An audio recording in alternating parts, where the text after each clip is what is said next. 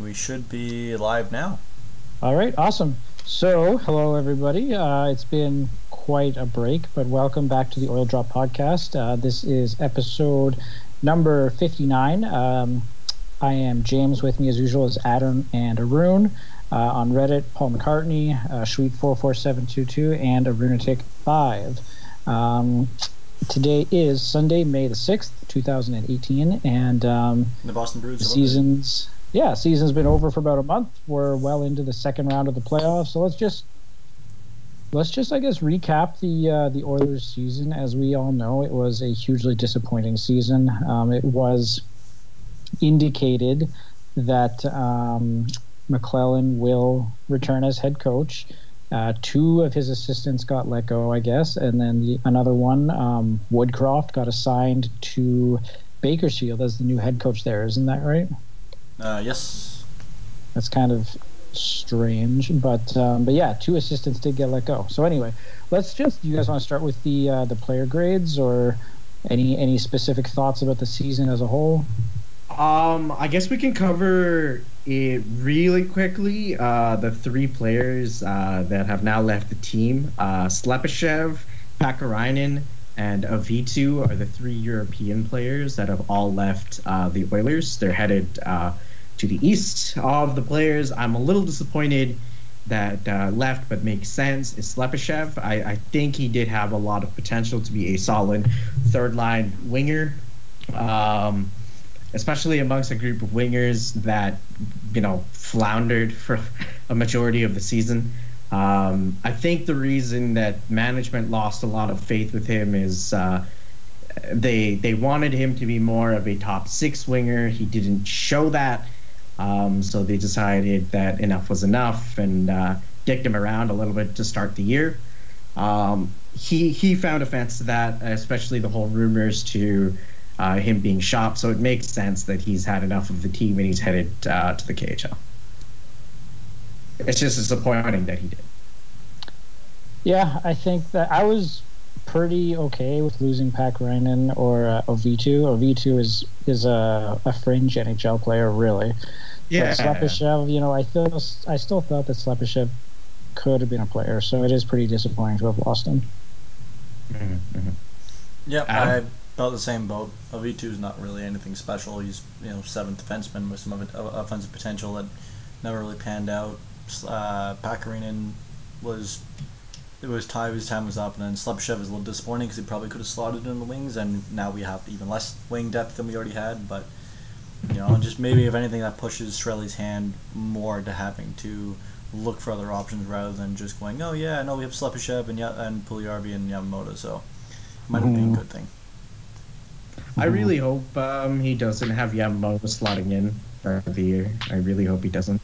But anyway, to keep things chugging along, because this is going to be a long cast for all of us here. What we're going to do, sorry, phone call, I'm going to cut that. What we're going to do really quickly here is we're going to go through each player. We're going to limit ourselves to about 3 minutes for each player. I'm going to run a timer to make sure that we stay on time. Typical order is going to be Adam, James, and Arun. That way I'll make sure that I'm not running over time because I'm usually the culprit here. And then we'll go through each player. I'll say the player's name. We'll each provide a grade and our explanation for the grade. Just to give preference, I'll be going off of what I think league average player being B- is, and league average player being a top 9 forward among forwards and a second pairing defenseman among D-men.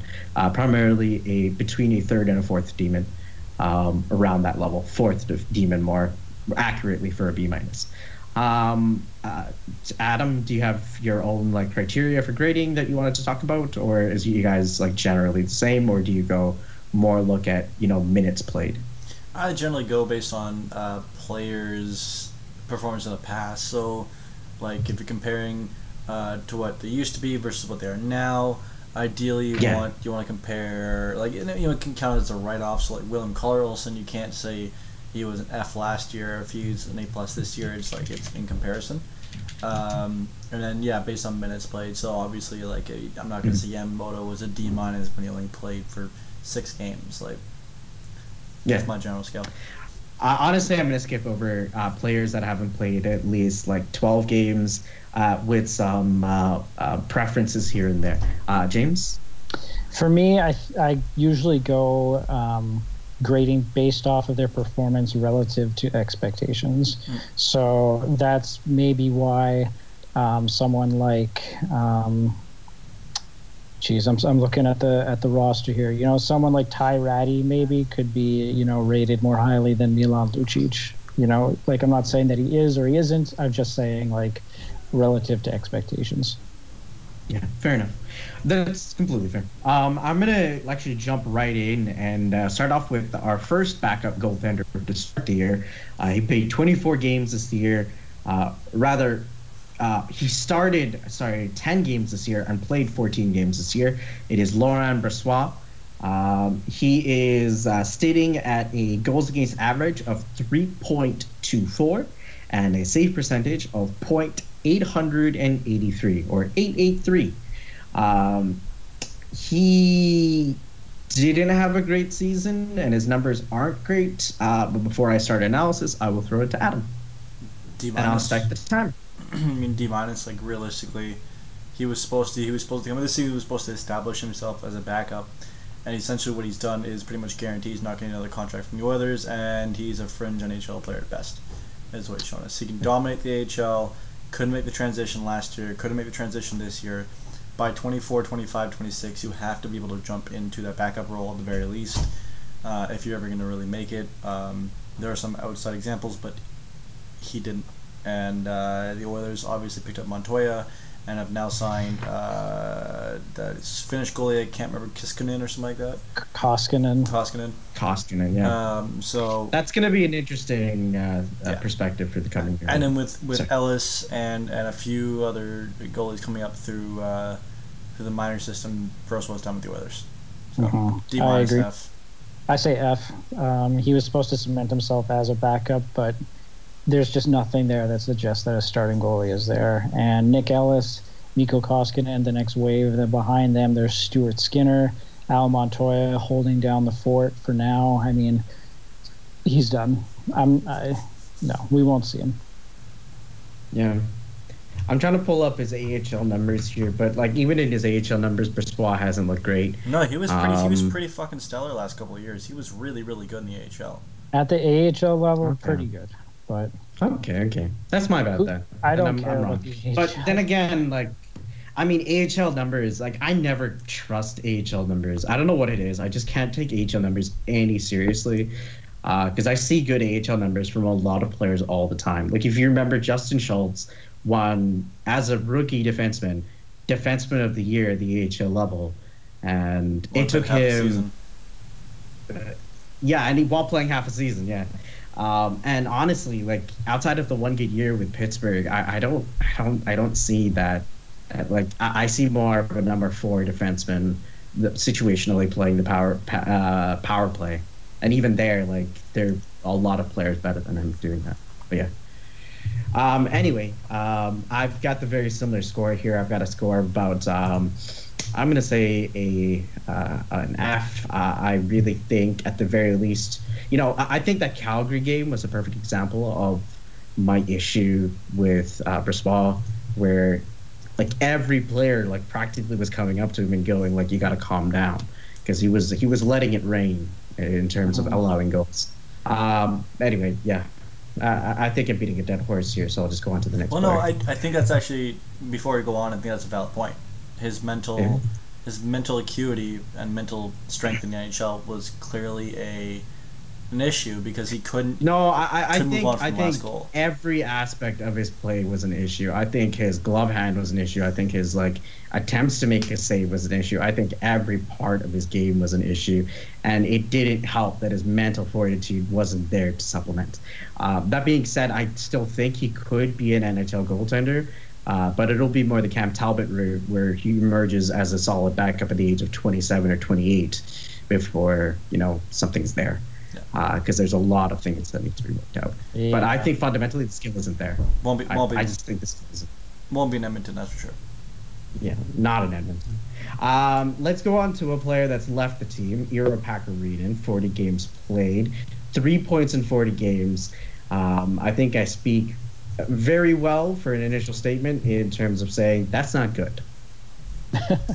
That's not great. No, I mean, that's not great. Adam. Yeah, D minus. Like, again, not much better. Like, I'd even say F. Like, he was supposed to come in and be a bottom. Last year, he was a bottom 6 winger that was able to jump up and play first and second line occasionally. And this year, he didn't do anything. Yeah, scored, he did nothing. 1 goal, 2 assists. 2 goals, 1 assist. Yeah, it's just +1, 6 penalty minutes. Not much of an impact. Just basically invisible. You know, he's not every point is in strength. He's playing 10 minutes a night. He played 40 games. I mean, he didn't have much minutes to start with, but even then, like 3 points in 40 games as a forward that's expected to contribute somewhat offensively on a team that intends to roll 4 lines, not good. No, yeah, it's not good enough. Yeah. I think that's a very obvious F from all of us, unless you have a different score, James. No, F. F. Okay. Next play, let's go into something positive this year. Darnell Nurse. I'm just jumping back and forth here. Let me know if you have any player in particular you want me to talk about. So positive story being that Darnell Nurse has made a step up. He finished the year with 26 points in 82 games. Among defensemen, he led the team in points. I'm not sure about goals. I can't remember that off the top of my head here. And I don't want to sort it here, otherwise I'll lose the list. Plus 15. 67 penalty minutes, which isn't greatest. Mind you, most, if not all, his points came to even strength. None of them on the power play, none of them on the shorthanded situation. But one important thing to note in all of this is that he was second in the team after Klefbom for average time on ice this season. And Klefbom didn't play a lot of the season compared to Nurse playing all 82 games. And I'll start the timer. Adam. I'd say B plus. He emerged as the defenseman we needed him to be. Like, we were looking at this season going, you know what, if we're gonna have any sort of success, we need Darnell Nurse to step up, and he did. It just what happens the rest of the defensive core took a step back, which doesn't really help things a whole lot. But Nurse was good. He wasn't stellar. There was obviously still things he needs to work on. Decision making is improved immensely. However, still needs some work. His skating is obviously incredible, but his first pass and even his shot placement at times needs work. But other than that, that's off-season training. So it's clear that Darnell stepped into the role, and I would say arguably our most consistent defenseman throughout the season, if not our best. I would say he was our best aside from Russell on some occasions, but Darnell proved his worth to the team, and he should get a nice little contract this summer.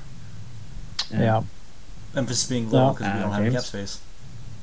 Yeah, James. No, I'm kind of along the same lines of a B plus. It's really unfortunate that the rest of the like Adam said, the rest of the D-men took a step back. Nurse took monumental steps forward, but then on the flip side of that, Sekera lost a season.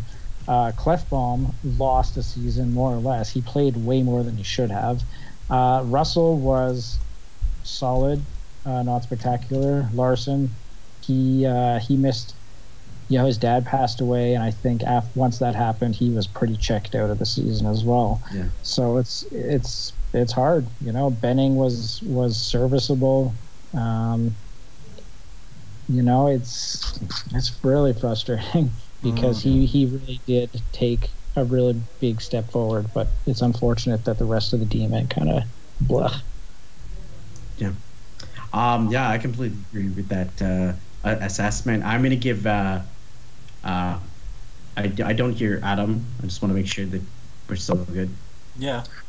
Okay. I give him an assessment of a B. I'm just giving him a B because I still think he can do more offensively. It's perhaps not his fault that I'm giving him a B because he's just not getting much in terms of power play time. That perhaps has more to do with the structure of the power play now, where it's now like pretty much all units are 5 forwards or 4 forwards and 1 defenseman. So defensemen are getting less and less opportunities to run a power play. And then on that front, I want to make sure that we're not going over time. Yeah, I've got about 15 seconds. I think I think that Nurse is just steadily improving, and I do think that he's going to definitely come into play. Our first pairing now very solidly could be Nurse and Larson, allowing Klefbom to slot into the second line and take some less challenging minutes. But honestly, I think if we get Klefbom of last year back before his injury, I think getting Nurse some easier minutes is just going to make it a lot better. But we're missing that. But yeah, that's a big if. Mm-hmm. It's a big if to get that Klefbom back. Yeah, it's a big if. Yeah. No, I agree with you. I'm being hopeful here. But in the past I've been hopeful with Klefbom, and I've kept saying, like when all those seasons where Klefbom kept getting injured and he still got the big contract, I was going, there's a good player there. We just need to wait. There is a good player there. Yeah. Yeah. I guess on that point, do you guys just want to go on to Klefbom? Sure.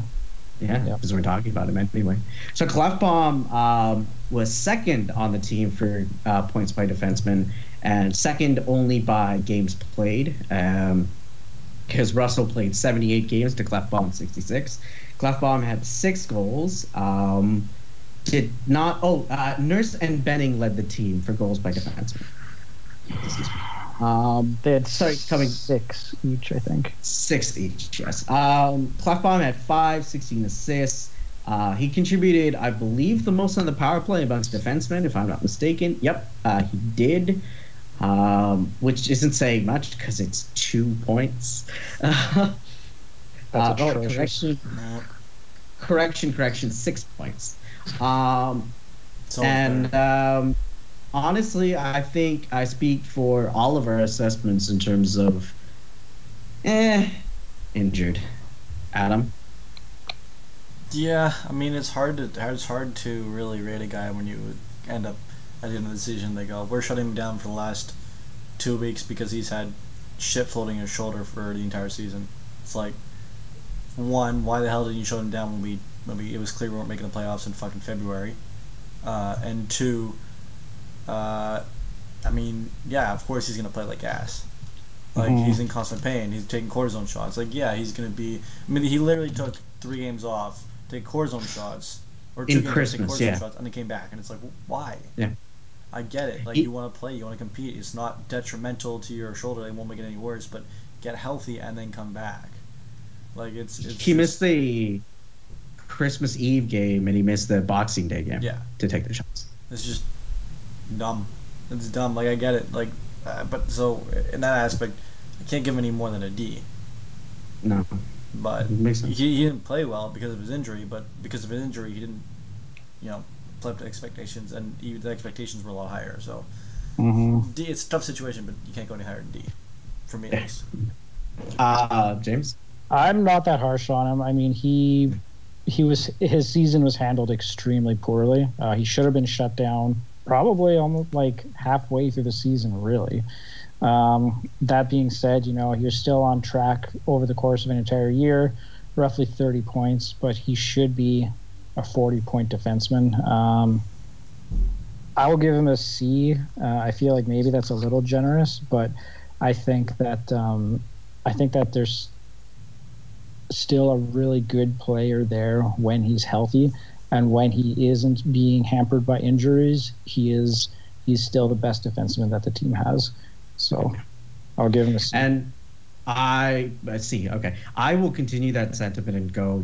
I do think at the end of the day, he's still he's our best defenseman. I think it'll be a few years yet before Nurse overtakes him in that role. I still think that I give Larson a huge benefit of the doubt as well. But then again, I think Larson just doesn't do enough offensively. Klefbom, I feel like because his biggest attribute, everyone keeps going, he's a 30 to 40 point defenseman. That's what's there. He's our more offensively inclined defenseman. But if you look at his advanced numbers, it's not his ability to score points. It's the fact that he's so good at shutting down offensive numbers from the other players. Like, if you remember in the playoffs, whenever Getzlaf and Perry and whatnot, Raquel are out, it's always Klefbom and Larson.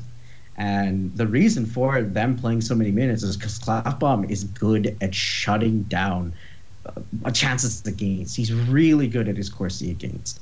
But this season, because of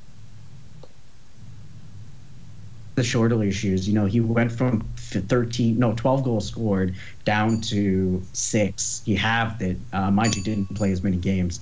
And am I back? No, you're back. You're fine. Hello? You're good. Hello? Am I back? You're good. You're fine. Well, now we lost him. I'm good. Okay, good. Sorry, everyone. I've moved towns. You're good. Keep talking. I'm back. Arun, just go. All right. Sorry, I've moved towns. I'm now in Fort McMurray, so this is not my home internet. This is not something I have control over, so I apologize for this. But yeah, Klefbom, there's a really good defenseman there, and it's just the shoulder has really hampered him. There was no presence of a shot from the D-line, and considering that this team outside of Buffalo, actually no, because of Ristolainen, we're the last in terms of generating offense from the blue line, and we really miss Klefbom. That's it. Okay, that was way longer. I give than him 3 minutes, a C plus, B minus, somewhere around. That was Larson? no, not Larson. No, I was saying, should we do Letestu. Larson? Letestu. Again, bottom 6 didn't contribute a whole lot this year. D plus at best. Yeah, he was pretty disappointing for me this year as well. Last year, he was great. I really liked his game last year, but he really took a step back this year. I don't know. He's like 32, 33, probably nearing the road as far as the end of his NHL career goes, honestly. I mean, he's not a super skilled guy, so geez. God, wasn't he like minus 20 or something atrocious like that too? I mean, most of our third and fourth lines. Minus 17. Minus 17. Okay, But he was traded 60 games into the season. Yeah, I gotta give him a D. I'm gonna be a bit kinder here. I'm gonna give him a C minus. I going to attribute the fact that the minutes do play a factor into all of this. Actually, yeah, C minus. I do think that what we saw last season from Letestu was not normal. I think it was an overperformance. Career year. Yeah. Yeah. And legitimately speaking, he still got a bunch of points for his power play, but the lack of net front presence that was seen from Letestu would definitely show for the first part of the power play, especially because all of the net front presence was dependent on him. But not happy with this play this year. Sweet. That was way shorter.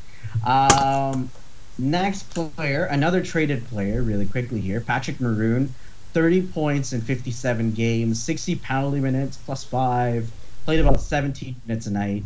I don't have any numbers for him other than that. But Adam, or James, I'm going to throw it to James first. That's a...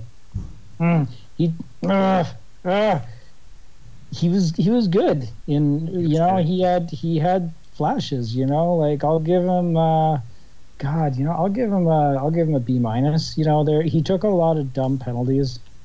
He really did. The hockey IQ is not there with Maroon. It's never been there. It'll never be there. But you can't knock the chemistry that was there with McDavid. You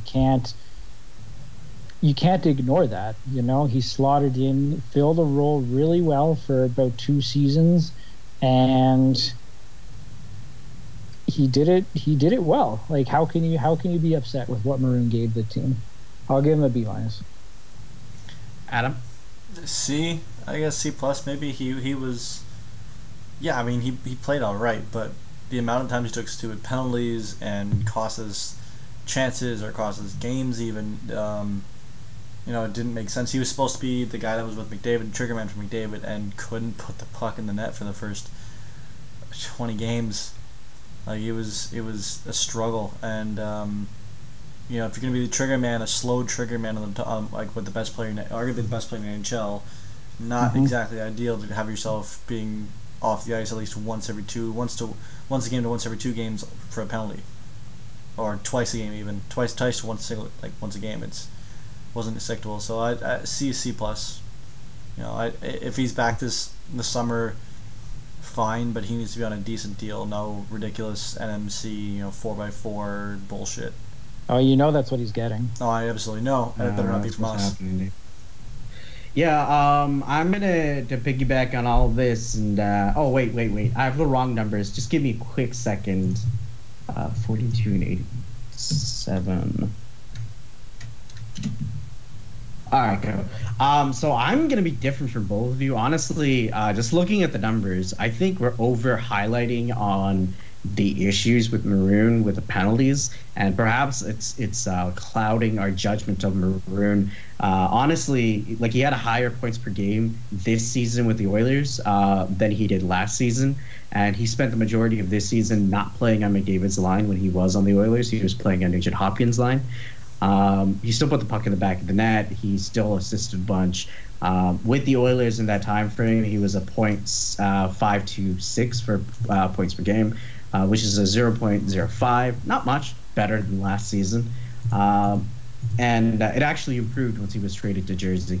I'll give him a B. I think there's a very solid player there. I gave him a B+ last season, and I think penalties were the big issues for me this season. Next player is, let's say, Jesse Puljujarvi, 20 points in 65 games. Your score out of pizza, Adam? 6 out of 8. No, I'd say 5 out of 8 slices. 5 out of 8 slices. So I don't know, a total of a B minus. He wasn't stellar. He was a rookie. He was a rookie player. He wasn't a sensation. Who was this? I had an autoplay ad. Puljujarvi. Bullshit. Puljujarvi. Okay. Puljujarvi. He was he was a rookie. He wasn't really put in a chance to succeed. But I'll pause the timer for you, Adam, and I'll give numbers so then we're not talking out of our asses really quickly here. 20 points in 65 games, 12 goals, 8 assists, -1, 14 penalty minutes, 2 goals on the power play, 10 on right even strength, and he played about 13-22 a night. Yeah, so he wasn't really he wasn't forced into a top line role, but he wasn't really given a whole lot of good partners to play with. He played with McDavid and Nuge for a bit, but was bounced around a fair bit. He was a rookie. Ultimately, he probably should have been in the AHL if we had any sort of organizational depth. He would have been in the AHL. But they went the Draisaitl route where they started him in the AHL, brought him up, kept him the whole season. And we gotta hope that maybe he does the same thing next year. Where he goes down, starts quickly, they bring him back up, and he dominates, because we need him to be good. And he was a typical rookie this year, which is perfectly fine. That's a normal progression for a rookie, but they expected a lot of him. He played all right, but he didn't play. Pierre-Luc Dubois is dominating at the World Championships. Well, Pierre-Luc Dubois is also playing with amazing Matthew players. Tkachuk is looking like a stud. Puljujarvi's not even 20 yet. At the time, it's easy. At the time, Puljujarvi was the correct pick. Yes, 100%. Just like at the time, Nail Yakupov was a correct 100%. pick. Yeah. He's looking like Absolutely. BPA. BPA, man. Yeah, exactly. BPA 100% of the time. And he was BPA. Okay, so just sidetracking a little bit here, because I think it is fruitful for us to talk about this. Okay. But what are your guys' thoughts in terms of, do you think what happened with Puljujarvi is something as simple as, it's just the player, or is it how the organization is doing and dealing and trying to develop the player? I don't know. It's probably both, to be honest with you. I think it's both. I mean, it has to be a little of column A, a little of column B. I mean, the Oilers' development has traditionally been atrocious, to be totally honest with you. Zero organizational depth, zero veterans keeping the young guys accountable, a coaching carousel that seems to change all the goddamn time, and an impatient fan base that is calling for for everyone's head after a 3-game losing streak. We got about 30 seconds. Yeah. All right. Fine. It's both. Both. Damn it. It's both. Adam, he's answered the question. Give me your score. Yeah. No, Adam, you give me your score. I already gave my score. James, what's your score? For Puljujarvi, jeez, C. C? Yeah, I'm going to give him a C as well. Very similar comments to both of you. I don't really have any much to add. I do think we might see a different player, perhaps with more minutes. We need but to. I'm of the opinion that he needs to earn those minutes, especially after I saw what I saw with Yakupov. And I had to eat my own words with Yakupov very often. We all did. I guess going on to another forward, very similar role here, very similar points per game here. Ryan Strome, 34 points in 82 games, 13 goals this season, 21 assists, -4, 33 penalty minutes, 33 penalty minutes. Oh, fight, right. So I don't know. Like, if I were to give a comment for Ryan Strome, pretty okay to start, pretty good in the middle. Where did he go at the end? And throw it to James. As far as any sort of letter grade, he performed exactly how I expected him to be honest with you. I've got no problem with just because he was traded for Eberle. You know, you have to keep the grades in mind relative to expectations. So, you know, like I'll give him a C+. I think that he is what he is at this point. You know, he's somewhere between 30 and 40 points. He is a third-line center. He's not going to light the world on fire offensively, and that's okay. I mean, his shooting percentage this year was 8.8%, so that's pretty shitty. But, you know, if he can get that up even a couple of percentage points, you know, maybe he tickles 20 goals. Who knows? That's C+. Yeah. The Ryan Strome we got is exactly the Ryan Strome that's been the last 3 years in the NHL. Exactly. You know, he's a third-line centerman. Doesn't demand a lot of money. Doesn't produce a lot of points. Doesn't stand out dramatically, but is consistent and will put up 20, 30 points a year. The problem is who he was traded for, and obviously that's not his fault. That's not Eberle's fault, but that's who he's going to be connected to all the time. And that's what happened a lot this year, so that's going to skew perspectives on him. I would say probably a solid C+. Like he did exactly what he does to the best of his abilities, and that's perfectly fine. But it's, again, who he replaced is the biggest issue in all this, and that's he's often compared to. And what he's saying, well, the difference between the two is this: like, it's not what we're lacking; it's what he contributed, which was exactly what he should have. Was advertised to. Yeah. I mean, if you expected Strome to come in and score 55, 60 points like Eberle, you're going to be disappointed. Yeah. Actually, Puljujarvi's Pool Party in chat is making a fair point. I think fans generally harp on him a little too much, but Strome did kill some penalties close to the end of the season. He did, yeah. And the penalty kill did get better closer to the end of the season. So I won't attribute it as Strome helped. I will perhaps attribute it more as, he filled in for Letestu, and the organization of the penalty kill just got better.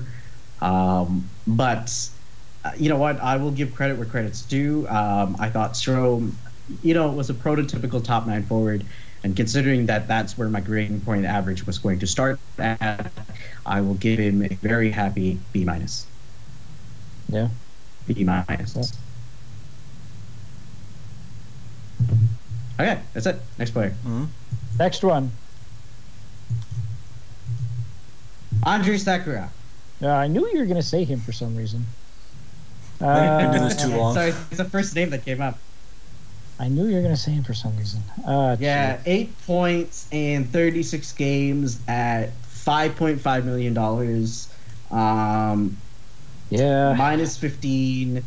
Unsurprisingly, among defensemen, he was... Holy shit, I didn't even know he was that much. He was the lowest for average time on ice at 16 minutes and 20 seconds. So he's lower than Benning, Davidson... we're not going to grade Davidson, by the way. We've already done it. There's no point at this point. Davidson, Russell, Larson, Clefbaum, and Nurse. Yeah, I mean, he had the devastating injury at the end of last season, and he lost half of this season. There was the catch-up time frame was expected. We all knew that was coming. That being said, fuck, he was not good when he was actually playing. The mobility seems like it's gone or it's been severely affected, and the mobility is the name of Sekera's game. That's what he's always been about. I mean, I got to give him, like, is D- even a grade? You know, I just wasn't impressed with him at all. I'm going to throw it to our resident ACL sprain expert in the room, Adam. Not sprain, tear. Different, but... tear, yeah. D. Yeah, I mean, basically what happened, like, a lot of times when you return to the sport, you're very hesitant to use it. I still am, although mine's a little bit fucky still, so there's different reasons for that. But I imagine this season will be a lot of, or off-season will be a lot of physiotherapy, a lot of sports psychology, trying to get it back to trusting it like completely. And you know, part of it when you're older, when you don't recover as well from surgery, that's a pretty major surgery to have when you're 28 years old. No, man, he's like 32. Yeah, 30. sorry, when you're over 30. Just for context, when you get to about 35 and older, they actually don't even bother doing the surgery because most people aren't active enough to have to worry about doing high impact turns and stuff like that.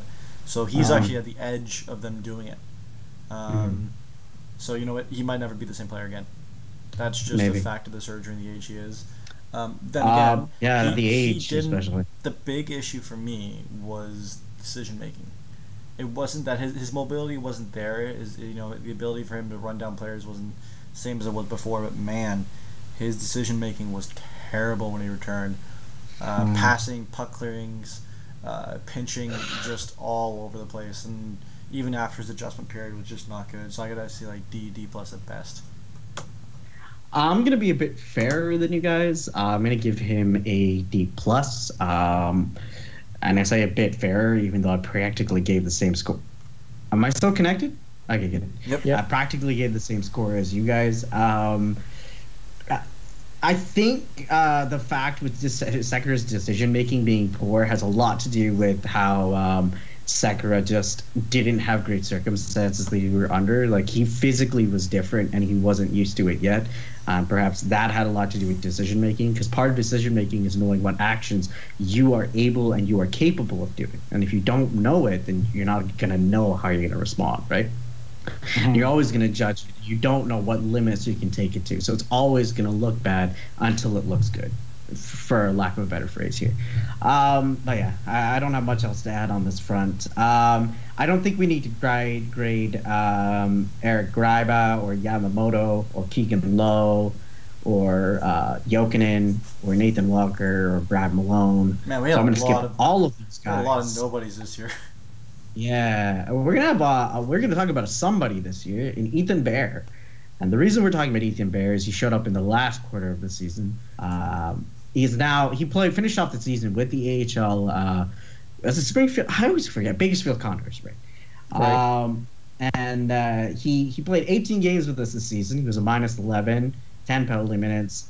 You know, he looked good, but his numbers don't show it. -11, 4 points in 18 games.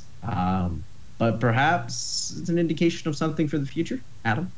Yeah, I mean, he's 19 years old right now. 19, 20. He's still a young kid. He's a defenseman too, which obviously defensemen take much longer to develop. He was a 5th round draft pick, wasn't he? Something like that, 5th, 7th. Yeah, 5th round, I think. Yeah. So just for him to even play in the NHL is a long shot, let alone be decent in the NHL. So I think it's a good sign of things to come. He didn't play too poorly. His skating was quite good. His shot is obviously tremendous. His decision making was primarily good. He had a couple, whoopsie moments here and there.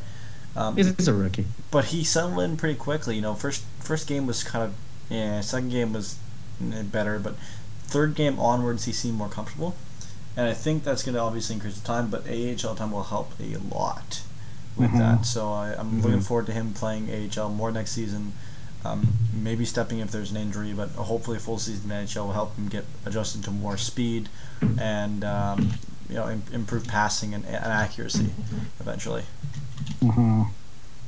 Yeah, relative to expectations, the expectations were literally pretty much zero.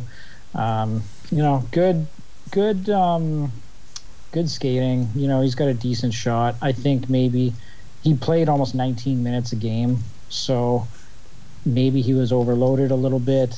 Yeah, I agree with that. Relative to expectations, like I said, I keep going back to that, but it's like, it could have been worse. I'll give him a C, maybe a C plus. Yeah, that's fair. I'm gonna be a harsh critic of him. Or harsher than you guys. I think there's just you could say it's rookie mistakes, but at the end of the day, a mistake is still a mistake. It doesn't matter if you're a rookie or you're a longtime veteran. A mistake that costs the game is still a mistake that costs the game. So I'm of the opinion that we need to rank him according to what he is, as opposed to taking into account every single circumstance. I'm gonna give him a fair, let's say, D. I just think there's a lot more left in him to give, and I think it's not a matter of the player giving it, but the player growing into it. So it's not a sad D, but a happy D in terms of I honestly think that Bear is going to really show up, but I don't think he should be starting with the team next year. I think he still needs more development time. Mm-hmm. Yeah, Sam. Yeah. Next player, let's throw it to our ever-loving favorite. Starts with an M, ends with an N for the first name, and it's Lucic. Milan Lucic, the man, the myth, the legend. 34 points in 82 games, 10 goals this year, boys. 24 assists, and $6 million for another, 5 more years? Yeah. Fuck me. That's he played about that's pretty much okay. it. There's one fair point to make here. He played about 15 minutes and 58 seconds a night, so his minutes were cut a lot more than that. There's a reason for that. Yeah. Shut up. We'll get to it. He led the team in hits, which is obviously that grit and that intensity that this team sorely needed. When you're far enough behind the play, it doesn't matter who you hit. Yeah, that's true. Shut up, dude. Let me finish the points here. And he was second on the team in penalty minutes. Yeah, because he can't move his fucking feet, so he keeps tripping people. Shut up! He was fourth on the team for points. Because our team fucking sucked. Jesus. Am I wrong? I'm not wrong. Adam, let's get to you. What's your assessment of Lucic? Tell me how you really feel. I don't know. Tell me how you really feel. I feel like we should fire Lucic from the Sun. Look, I'm sure he's a good guy off the ice, but for the ever-loving fuck, just either figure out how to play hockey or lose 200 pounds, because, my God, you're slow as shit. Ugh. I'm genuinely wondering if I could beat Milan Lucic in a race at this point. Like, with how he looked at some points of the season, I'm not sure if his medical, Schwarmer's, I think it is. Can't remember the exact name for it. Was bothering him. I'll look it up. Like, I don't know if it was an issue or if he was going through something, but man, Lucic was not good this year. He just was brutal. And he was, you know what? So, like, if you're gonna be, I'll pause the timer. I'll pause the timer really quick here. The disease is Schuberman's disease. It's a condition that causes the upper back to curve. He's had it since the age of 15, and that's what gives him his hunched over posture.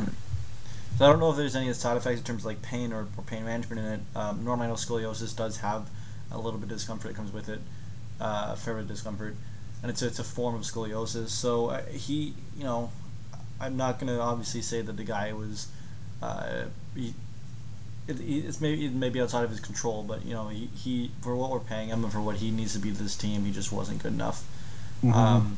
He was awful in the power play. He couldn't finish with McDavid. He couldn't escape the puck out of the zone. He turned the puck over consistently. I think there was probably about a chunk of about 10 to 12 games where every single pass he made was going off sticks and skates and missing and then we got to the point where he at first we thought he was all snake bitten. For the first month and a half we were like, wow, he cannot buy a goal. Just he like every time it's like he has to start getting lucky, and then as the season progressed, we went, no, this is how Lucic's playing this season, and it's just I want him to succeed because for the love of God, there's that much. He seems like a genuine guy. He has a lot of dead cap space. He's a lot of dead cap space. Yep.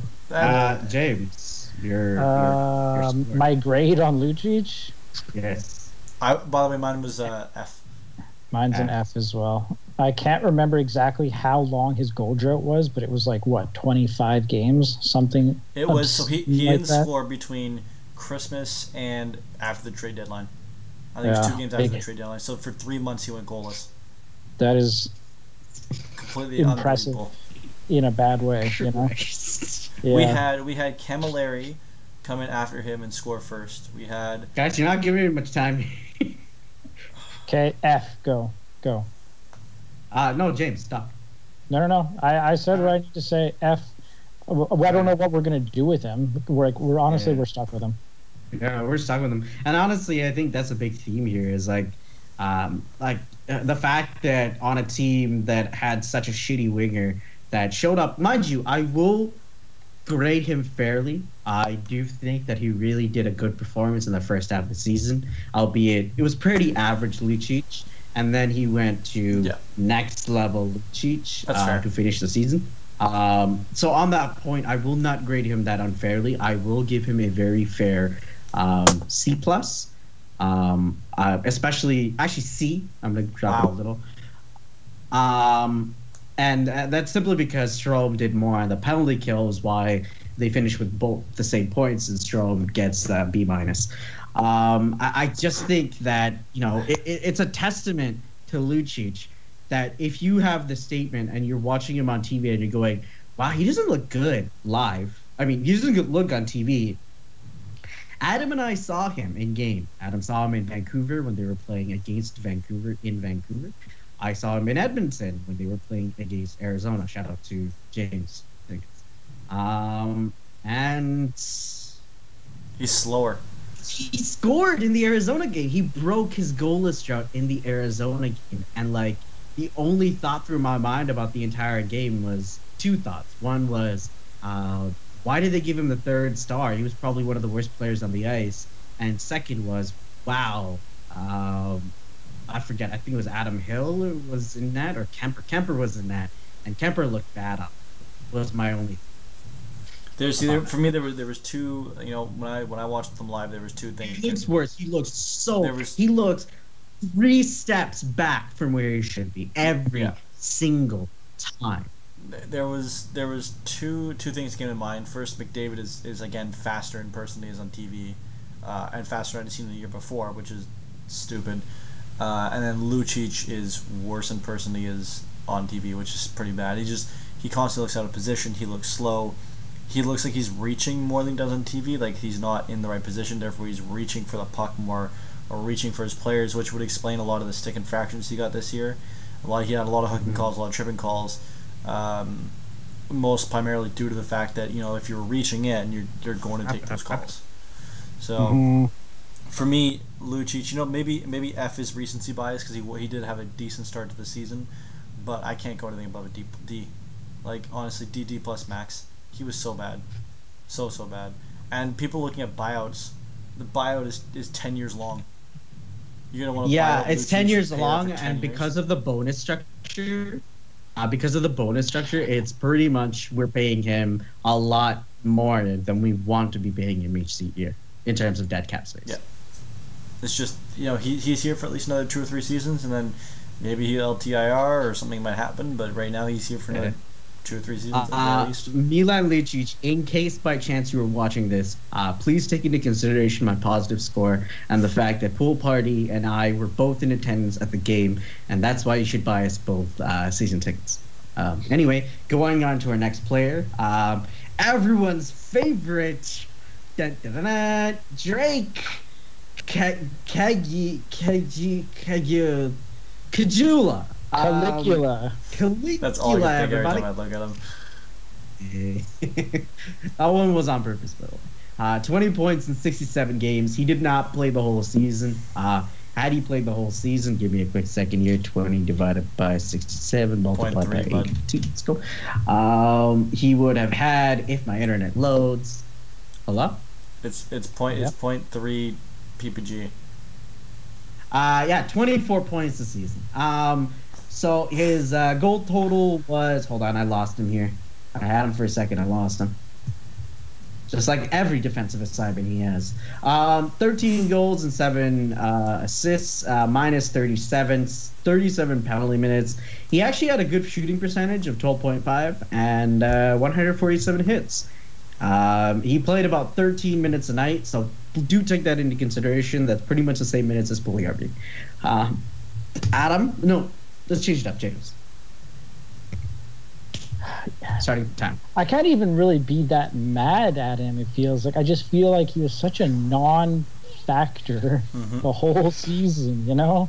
Like, if I noticed him, I'd be like, oh yeah, Caggiula's playing tonight. Caggiula's still on the team. Caggiula's still in the NHL. Like, that's how I feel about him and another player we haven't covered yet. So, C, God, you know, just like he's a bowl of plain oatmeal. C minus. I'll give him a C minus. I thought he took some stupid penalties throughout the year. That's when I did notice him. So I'll say a C minus, maybe a C.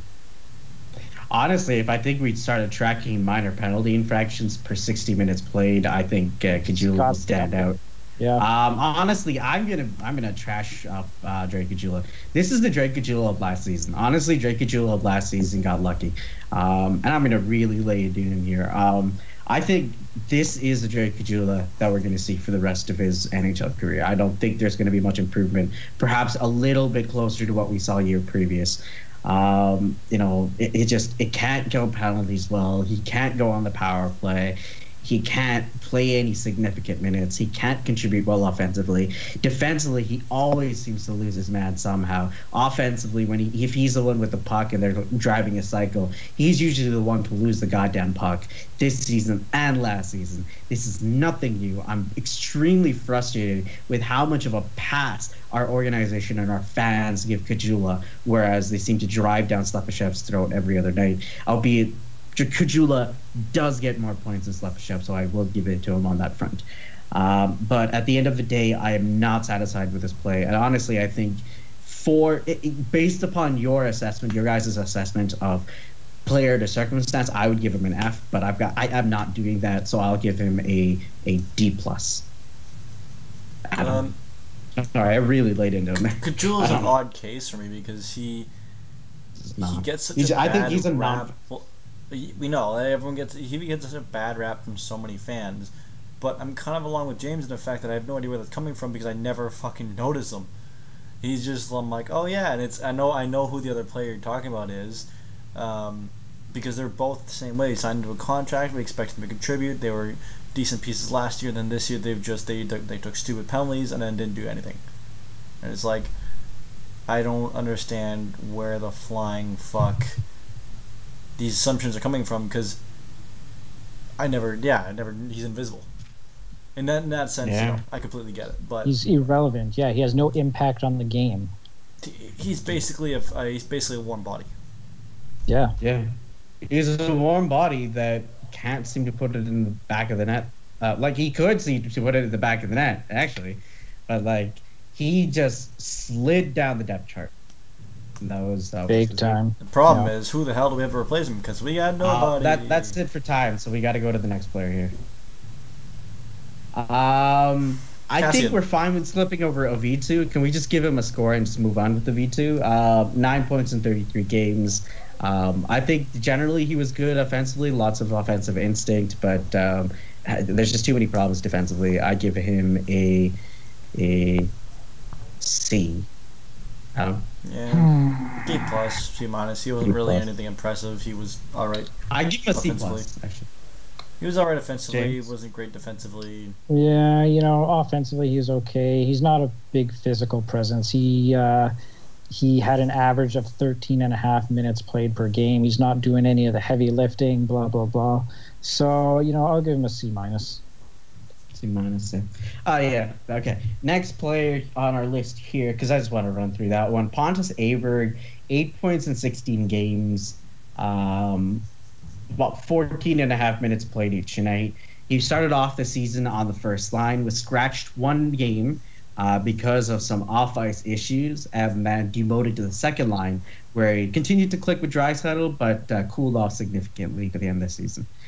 He was a player we picked up for the Letestu trade, I think. Letestu trade, yes, thank you.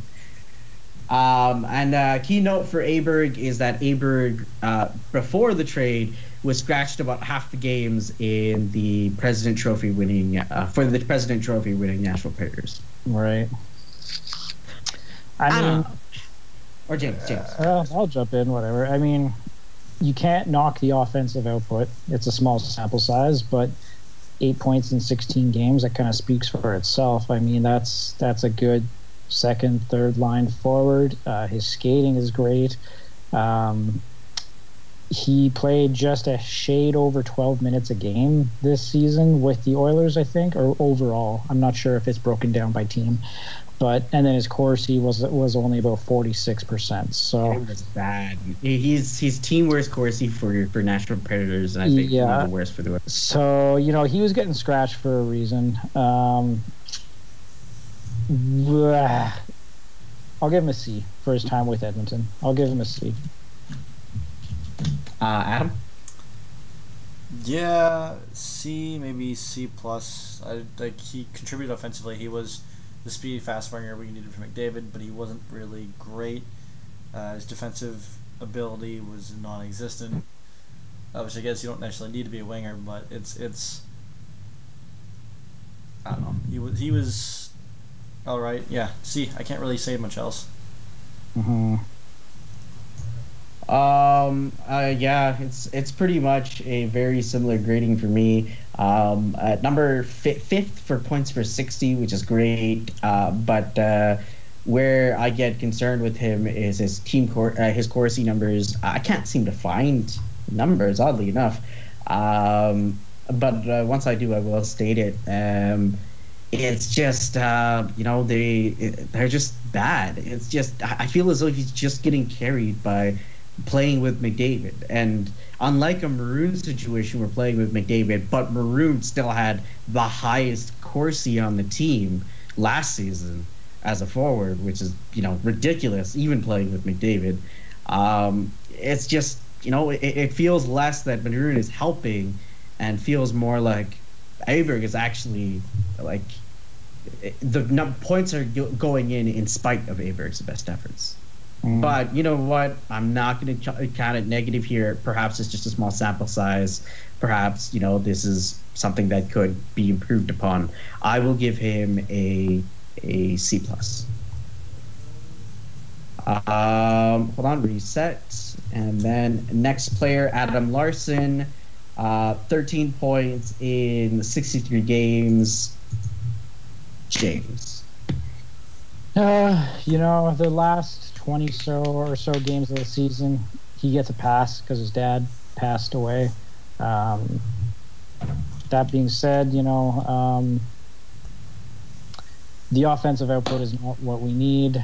We need more from him offensively. I just feel like this got repeated a lot. I just feel like he doesn't really move the needle when it comes to influencing the play on the ice. And he played almost 22 minutes a game. He's doing a lot of heavy lifting. I think that he's a really important guy for us that is on the verge of getting a lot of shit from our fans.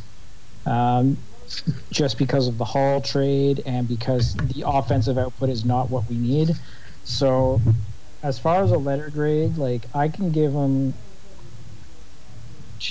I'll give him a B minus. I like his game. It's just the least flashy thing ever, and I have to keep separating Larsson from Hull, which is very hard for me. Yeah, I'd say it's probably close. B minus. I think the point about the fans being just about ready to jump on him is probably fair. He wasn't playing well to start, and I think he got kind of a bit of a pass of what happened with his First half of the dad. season, he had really quickly. First half of the season, he had 4 assists. Yeah, but the point about Larson is that he never was and never will be an offensive defenseman. He was never slated to be that. He said, "Yeah, I want to, I want to produce more offense," but I think part of the reason Chia bought it, he's expected Larson to become an offensive defenseman when it's very clear that he's not ever going to be that. That's not his game, which is obviously an issue considering we banked on that and didn't work out. But I think it's a good point James made when it's like if he doesn't play really, really well defensively next season, the point where he shuts everything down and make the playoffs, he's going to start getting some flack, like a lot of flack. Some hard flack. Some hard slack, like my tummy there. Jesus, I look fat. Anyway, 13 points in 63 games doesn't look great. But one thing that I will appreciate is the fact that in the second half of the season he looked impressive, and especially better offensively. Honestly, I know you guys disagree with me for the most of the year, but in terms of consistency, I still think Larson is probably the most consistent defenseman that the Oilers have. But perhaps the biggest issue is the fact that his highs are like, even this year, Nurse reached higher highs than Larson did. Russell reached higher highs. Even like sometimes Benning reached higher highs. Clefbaum reached higher highs than Larson did. Larson they'll have that one game, and that's pretty much it in terms of a good high. And that's basically my issue with Larson is like consistency is great, but at 5.3, and the minutes that he plays at nearly 22 a night, it's not that great. I will be fair and I will give him a C+. I just think there's a lot more left in him to give, really. I don't know if there is a lot. Next player is Anton Slepyshev. 12 points in 50 games. Stretch that over a season, and you get 24 points. Sorry, I'm trying to remember off the top of my head. 20 points-ish, something around there. Player. He played probably the fewest minutes of pretty much any player on the Oilers at 11 minutes and 49 seconds, so less than 12 minutes a night. 61 hits. I don't know what else to say. Like 8 penalty minutes. Everything even strength as well. 6 goals, 6 assists. No, go ahead, Adam. It seemed like the coach had a fetish for not playing him. Right? Yeah. Like he is a bottom 6 forward. Fine. He was probably our best bottom 6 forward this year. He produced 20. He would have produced about 20 points in 82 games, which is I think more than any of our bottom 6 forwards produced. He was consistently. Technically, Drake Caggiula played bottom 6 minutes this season, and he produced more. All right. Anyway, so he was up there, but more defensively sound, better two-way player. It just like they seem to have a hard on for sticking him on the bench. I'm not entirely sure if it was maybe his attitude in practice or his attitude out on the rink or a coach's decisions, but it was like he seemed like he couldn't catch a break, and I understand why he's leaving for the KHL. Mm-hmm. It's just see, the problem was Pulparty that honestly the organization dicked him to start the season. Yeah, he did start poor to start the season, but I think focusing on him and using him to say that we're trying to find a speedy winger while trying to trade Slepyshev, like if you're Slepyshev in that situation, you're just gonna look at that situation, you're gonna go like, what? I thought I was a speedy winger, right? It's just something doesn't click there. Something doesn't make sense there. And, I see like a disconnect. And I just think this is one of those situations where straight up the management messed up the situation. Honestly, I just give him, I have to be fair and I have to give him a D+, because just the numbers just don't lie here. Next player, we're gonna be going pretty fast to finish this up, guys. I'm still timing at him. Don't worry.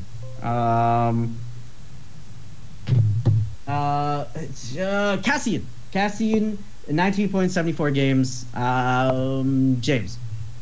So Cassian's the other person that I was speaking about when I said, he was literally invisible the entire season.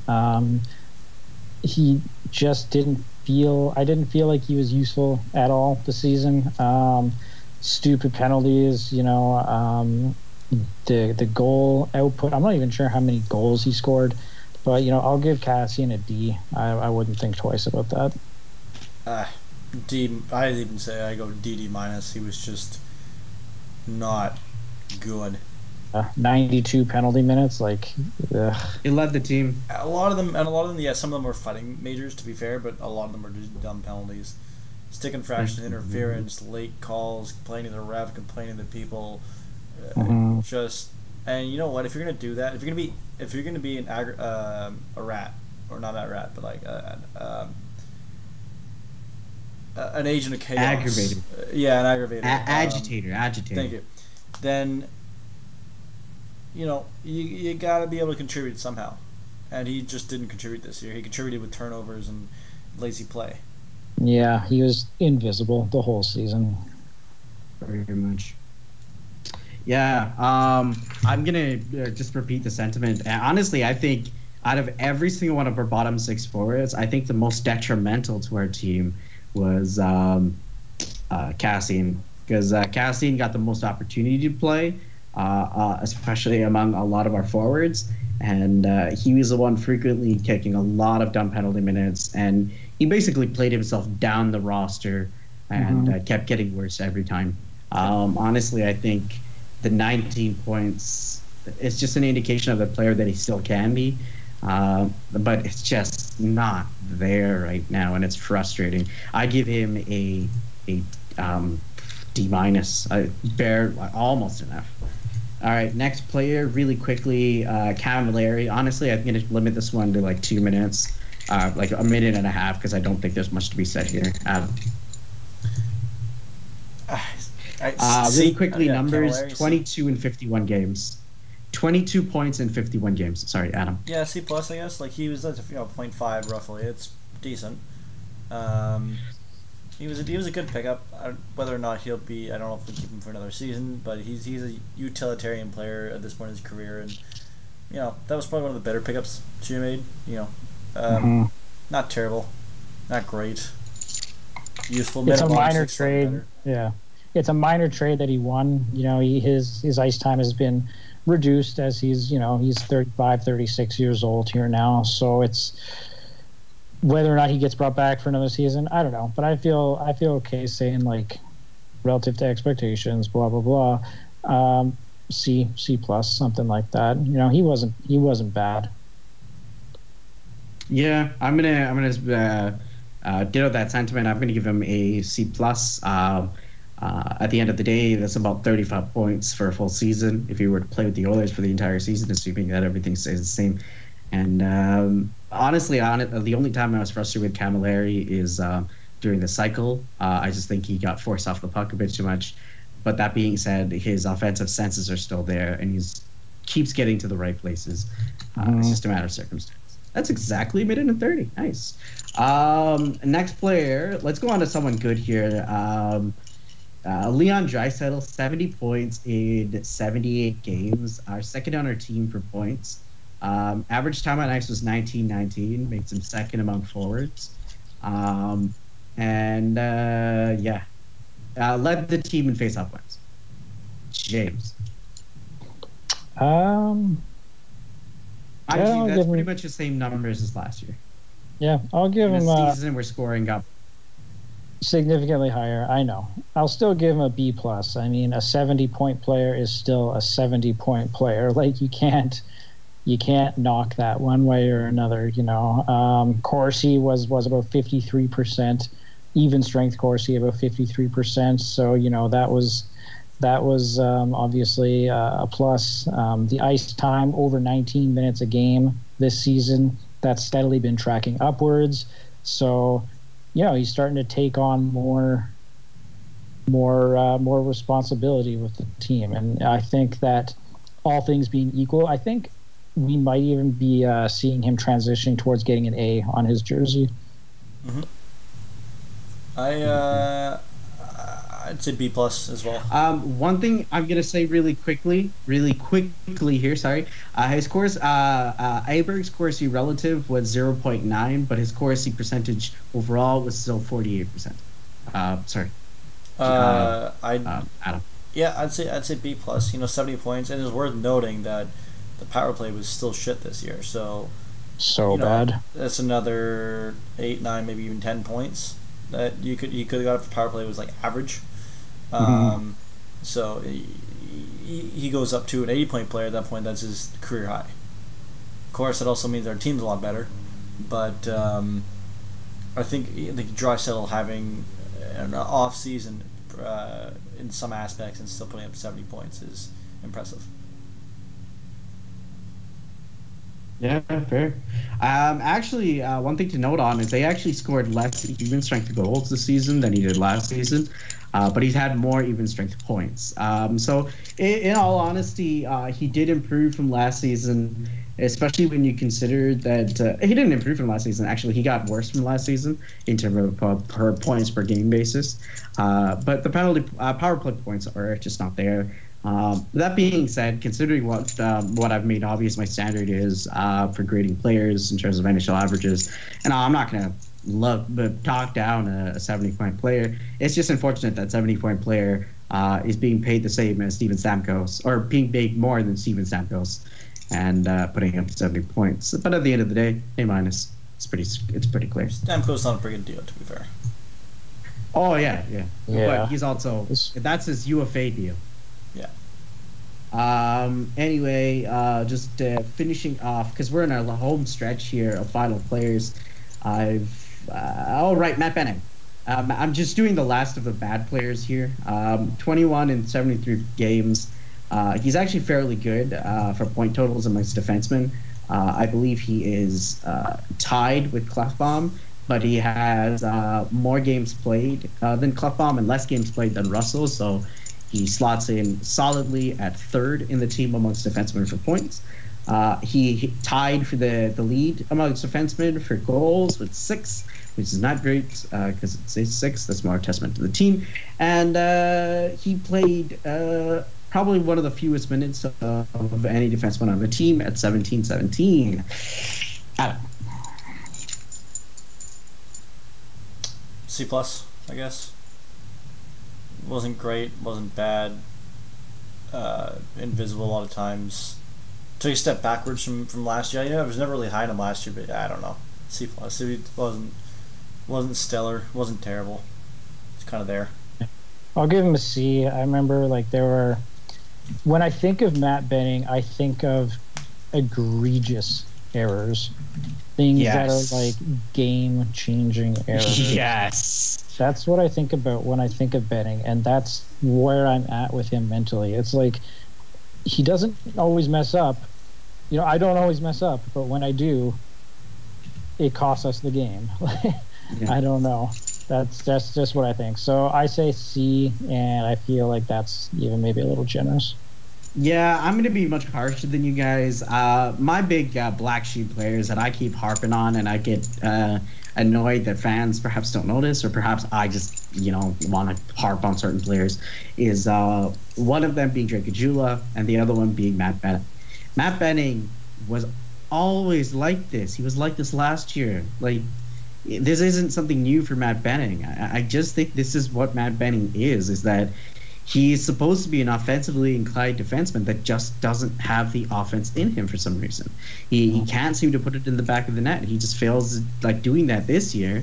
And you add in the fact that often, if you remember last year, think about I keep pointing to the Anaheim series, and I shouldn't, because the Anaheim series is the reason why Eberle got traded, and that's why we regret Eberle being traded. But that being said, I look at that series and I see how often that Benning kept hemmed in his own zone with Nurse, and that was a common theme. And then that's where Nurse makes up that big mistake and passes her directly to Getzlaf. But the bigger problem with all that is Benning failed to make the first pass. I don't know. I'm just frustrated with Benning. I just don't see him as a good player. And then next player, I'm just finishing things off here. Ryan. Oh wait, no. Ryan Nugent-Hopkins, Cam Talbot, and then Connor McDavid. And Chris Russell. Oh no! We forgot the man, the myth, the legend, the $4 million player himself, Chris Russell. Fourth among defensemen for minutes played. A solid 3 minutes below any other defenseman in that category. And he actually tied Klefbom and Benning for points, but because of games played, finishes fourth among defensemen with 21 points in 78 games, -7. And I don't know. I don't agree with Adam for assessments here, but we'll start with Adam. Actually, no, we'll sandwich. We'll start with James. Okay. I don't even know how to grade Chris Russell. You know, sometimes I'm happy with him. Sometimes I want to tear my hair out. His Corsi relative was -3.8.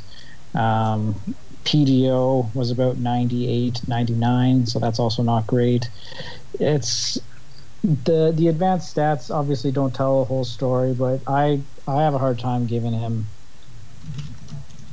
a C, and I feel like even that's kind of generous. Yeah, I'd go C, even C+. I mean, he, ignoring his contract, he was pretty decent this year in terms of filling the role it needed to play, which was a third pairing defenseman who can block a metric fuck ton of shots, play massive defensive minutes, massive PK minutes. Like, he didn't. I mean, for most of the season, he was leading the team in points by defenseman, which is pathetic. Like, in terms of, for Chris Russell, he was playing very well. But if in terms of the team, if Chris Russell's leading your team in defensive scoring, it's pathetic. I don't know. I think he had a decent season. He's certainly not our worst defenseman. He certainly was our best defenseman. If he can play that third line role like that for the next 2 years, then he's a decent defenseman that's been overpaid. Or not decent defenseman, he's a defenseman playing his role that's been severely overpaid. Yes. Okay. Fair enough. Okay, I'm going to finish off the point here. It's really obvious for me. My big problem here is the Corsi relative is still a -3.8. His Corsi percentage is still 48.5%, considering that he still gets a fair amount of offensive starts. His PDO did not save him this season, and that's what gives him his point plus minus. It was of 98, which is uncharacteristic, considering that he usually pulls good PDOs. And then the straw that breaks the camel's back for me with Russell is what you said, Adam, in terms of, he led defensive scoring for a majority of the season. And you say that as, that's not a great thing. But I also say that as, if he continued to lead the scoring, I would have given him a much better score. But the thing is, he fell off, and he fell off hard. I mean, we shouldn't have expected him to lead the team in scoring. That's what my problem with it is. He was scoring I agree. No. Like, what I mean by that is like if he kept that going, like I'd be willing to give him that fair grade. But honestly, I consider him to be more of a detriment. And honestly, I think considering like with the minutes that he's playing is already reduced, I don't think it's positive. And I give him a C minus. So this season, you take Russell and Sekera over Benning and Sekera over Russell, because Russell played better than both of them.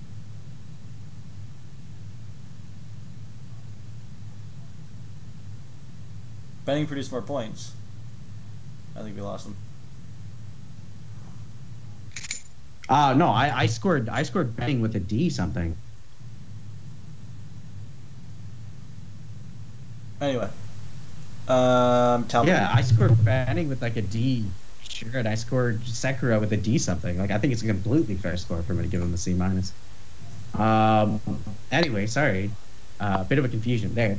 All right, we're getting to our finishing stretch. Ryan Nugent-Hopkins, very clear 48 points, 24 goals, 24 assists, 62 games played. Perhaps if he played the whole year, he would have finished with a fantastic around 60 points. If he played, and mind you, a lot of his goals, where he would have finished possibly with 30 goals for the season before he was injured, that was his pace before he started playing with McDavid. So very positive things. James. I think he played phenomenally with McDavid, and I wish that they had tried that earlier in the season. I give him a B plus pretty easily. Stretch this out over the course of an entire year, and you have like our new number one right winger, which is kind of crazy to say, but that's what it looked like by the end of the season. Yep. That's our new number one right winger. Like yep. Jordan who? Eberle who? No, man. It's Nuge. It's Nuge. We had him there the whole time, guys. Right in front of our nose. Ladies and gentlemen, I am face palming because Nugent Hopkins is a center. Nope. No, he's not. What are you talking about? He's a one right wing. He's right wing. Anyway, sorry. A minus. Like, I think he was probably, aside from McDavid, our most consistent forward, for sure. Draisaitl was hit or miss this season, but he was very good when he was very good. He was very bad when he was very bad. But I think Nuge had a great season and then finished it off obviously very well playing with McDavid. And I imagine that's what they'll start with next season, and I hope that they continue the same success because holy hell, they were amazing. You could put a rock on that line and the rock would score 20. Yeah. Honestly, I think that was probably our best line this season. But going past that, what I want to emphasize, you guys nailed the points in terms of McDavid with Nugent Hopkins. I want to talk about Nugent Hopkins as the center this season. He still put up a hefty number of points in number of games played. He was a very solid forward throughout. And honestly, I think it's a good player. He really stepped up this season, and he really just went, fuck you all. I'm getting that, was it Putang this season? And, Putang he got in terms of 24 goals, What? That's some lot of Putang. I don't. Stop talking. A lot of Putang. It's A minus tier Putang. So anyway, I'm now embarrassed. Cam, just so we're aware. motherfucking Talbot. Cam the dad, the robot Talbot, who after a phenomenal season last season where he was Vezina nominated, has followed it up with a very atrocious season for his standards, and also NHL starter standards. A 3.02 goals against average, a .908, is 31 wins, 31 losses, 67 games. I'll give him a D. Yep. Yeah, he just he just wasn't what we needed him to be. The guy played 67 games and he was good for one bad goal almost every game. There's not much more you could say, really. He was not a good starter this year, and it didn't help our cause. Honestly, I would attribute a lot of the failures at the start of the season to how poorly that Cam Talbot was playing. One thing that actually happened was around like the 60 game mark. Cam Talbot had the worst starts of any starter in the league. Not his 60 games played mark, although I'm sure he'll reach that next year too. But rather his the 60 game mark. The finishing stretches where he sort of saved his own season. And he pulled above a 900 for save percentage, because before that he was below it. Basically, Cam Talbot went back to last year, is what happened for the last month of the season. Not necessarily. He still had some bad games, but he won us some games, which is the difference. To us not winning the lottery. I mean, so next player is our ever loving favorites, Hart Trophy nominated. A plus, come on, let's just stop with this. A plus. Right, Ted Lindsay. Connor McDavid, A plus, very clear. I think he's the best player in the league. You give A plus to the best player in the league. That's easy. He won the Art Ross Trophy while being sick for a month. On a team that finished, I think, one of the last teams in NHL scoring with the worst power play and penalty kill in the league. On a team that finished 27th. Until Nuge was on his line, he had anchors for wingers. Yeah. You can't say much more. Honestly, I'd still consider Ty Ratty. Oh, fuck, Ty Ratty. B minus. C plus. He got 9 points in 14 games. Yeah, no, he was actually pretty decent. Yeah, I think he'll get a start or Contract. a spot right out of training camp. Yeah. All right. B-. Oh, I forgot one more player here. Just last. I gotta player go really quickly. I gotta go. You gotta go. I gotta go. Okay, Adam and I can finish here. Okay. Make it quick because I gotta go too. All right. Everyone loves to see my beautiful face. Last guy is Jujhar Khaira. Oh. Shit. I know. We're gonna skip over Montoya. I don't think there's much to be said there. No. Fucking A. Say B. He came in. No one's expecting much. He played well. I know I've said a couple times that that player was our best bottom six player. He was our best bottom six player for most of the season. He fell off at times, but for the most part, he was good. He was consistent. What we needed. Hopefully he'll fill in that bottom C. Bottom 3 or 4 C we've been needing for a while, for the next 5, 6, 7 years. Yeah, he was playing fourth line center after Letestu left. He played 16.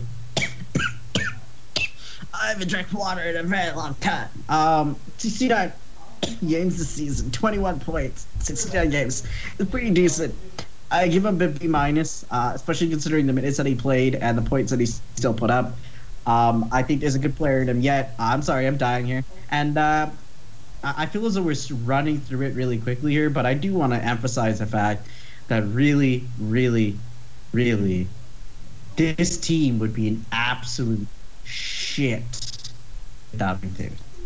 We'd probably have 2 or 3 assets otherwise, but no. Yeah, no, it would be bad. Thank fuck. Yeah, we would be the one winning the draft lottery. We would be celebrating that we got Dallin. And we'd be, the team that everyone would be going, oh, they ruined talent. But McDavid is single-handedly the reason that this team is finished as high as it did. People go making the McKinnon and Taylor Hall got their teams into the playoffs, and Giroux got their team into the playoffs. Giroux should have won the Hart this year, honestly. But honestly, I'm still of the opinion that Rene should be at least nominated. I hate coming back to it. McDavid was single-handedly the reason why we're not 31st. Yeah. 108 points. It really cannot be emphasized enough. We love McDavid. He is the heartbeat of the team. Yeah, no, I don't think Okay, so power play, very clear. I gotta get right? going, dude. We said power. Okay. We're not an hour and a half yet. We said an hour 15. Hour and 15. That's fair. All right.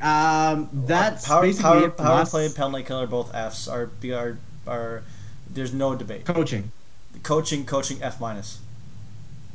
McClellan F minus. I'd give it a C. How? I'm gonna look past the special teams. I still think that McClellan had just nothing to work with in terms of wingers. So and then players GM would be an F. I mean, I'd say GM is an F. I think I even give Shirley a D minus because at least he tried to solve the issues. Yeah, he didn't give McClellan a lot to work with. McClellan didn't do great with what he worked with. He maintained lines for far too long. He still gave Talbot how many starts this season. The defensive core was iffy. He didn't send players down when he should have, or suggested send players down. That's defense. Players sending down. That's not Shirley. I know, but you can certainly put your suggestion and say, hey, he needs more time. He didn't play Puljujarvi at all. He overplayed. I think that was the Yamamoto thing. Was his move, by the way. I mean, yeah, but you're playing certain players too much. You're not playing players enough. You're not. Sure. He took control of power play, penalty kill far too late. He didn't. To me, McClellan's failure as a coach this season was no motivation because multiple times throughout the year. And we saw with Draisaitl came out, McClellan came out and said, yeah, Draisaitl lost interest. You can't have a player, one of your best players, lose interest and expect to succeed. Yeah. So for me, yeah. All right, that's it from us. We are very full on our old lives and times and everything here. Overall, our score for the team is a D minus to an F. We really want them to improve. The only reason it's not an F, in my opinion, is because McDavid is still our flowery angel that leads us on. But trumpets aside, we really hope next season looks better. Contract situation, though, does not look great, especially with cheap players leaving for Europe. Anyway, that's it from us. Thank you very much for joining us here for Oil Drop Podcast number 59. This has been Arun, as well as Adam and James, who had to head off just a little bit earlier. Catch us all on Twitter, Reddit, or wherever you need to. You guys know our info at this point. If you don't know, you find out. Catch our other casts. Anyway, like, comment, subscribe. We'll see you later. Oh, should probably end at some point, eh? Sorry, Adam. No, I forgot. Pardon? All right, see you guys later.